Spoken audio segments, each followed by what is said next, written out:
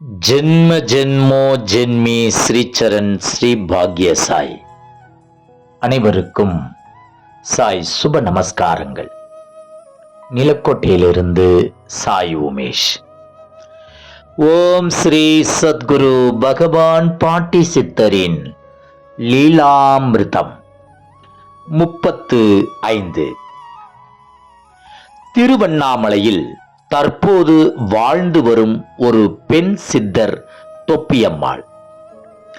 தொப்பியம்மாள் என்றும் அன்னபூரணி என்றும் அழைக்கப்படுகின்ற ஒரு வாழும் பெண் சித்த தெய்வம் ஆவார்.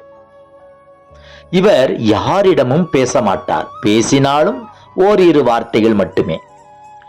கர்ம வினைகளை மாற்றி அமைப்பதில் நம் பகவான் பாட்டி சித்தரை போன்றே காக்கும் சக்தி இவர். தொப்பியம்மாவை திருவண்ணாமலையைச் சேர்ந்த அன்பர் ஒருவர் பாட்டியிடம் அழைத்து வந்தார்.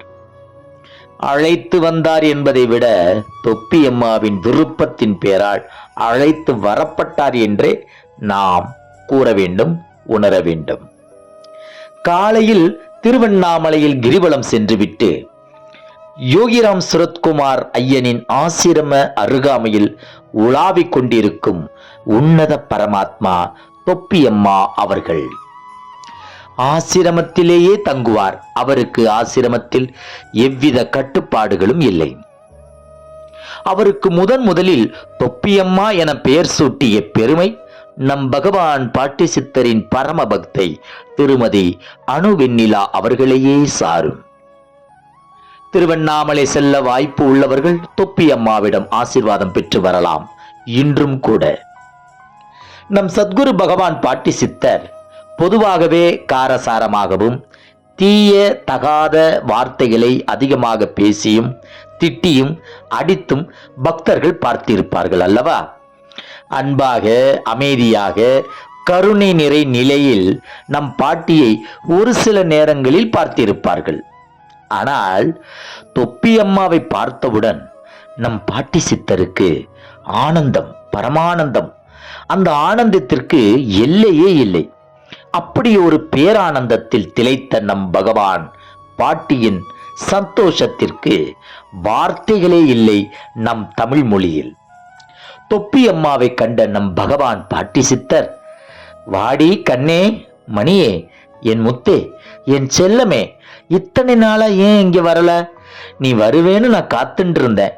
நீ தாண்டி என் தங்கச்சி, இத்தனை நாளா நீ எங்க இருந்த என கொஞ்சி குழாவினார் நம் பகவான் சத்குரு பாட்டி சித்தர். ஆனந்தத்தில் பாட்டி பாட்டு பாடினார், முத்தமழை பொழிந்தார், உணவு ஊட்டிவிட்டார், பணம் தந்தார், தன்னுடைய விலை உயர்ந்த புடவையை பரிசளித்தார், பூக்களை தூவி ஆசீர்வதித்தார். என்றுமே காணாத நாம் பாட்டியை அவ்வளவு மகிழ்ச்சியாக அன்று காண முடிந்தது. சில நாட்கள் பாட்டி தன்னுடன் தொப்பியம்மாவை தங்க வைத்திருந்தார்கள். ஒரு தெய்வத்தை இன்னொரு தெய்வத்தையில் தானே முடியும் தெரிந்து கொள்ள முடியும், அறிந்து கொள்ள முடியும். யார் அந்த தொப்பியம்மாள்? இவரை போல பல மகான்கள் நம் சத்குரு பகவான் பாட்டியை சந்தித்து ஆசி பெற்று சென்றுள்ளார்கள் என்றால் நம் பகவான் பாட்டி யாராக இருக்கும்? சற்றே சிந்திப்போம். பாறை ஆளும் பார்வதி தாய் என உணர்ந்து தெளிவோம். ஜெய் குரு பாட்டி, ஜெய் குரு பாட்டி, நற்பவி பாட்டி.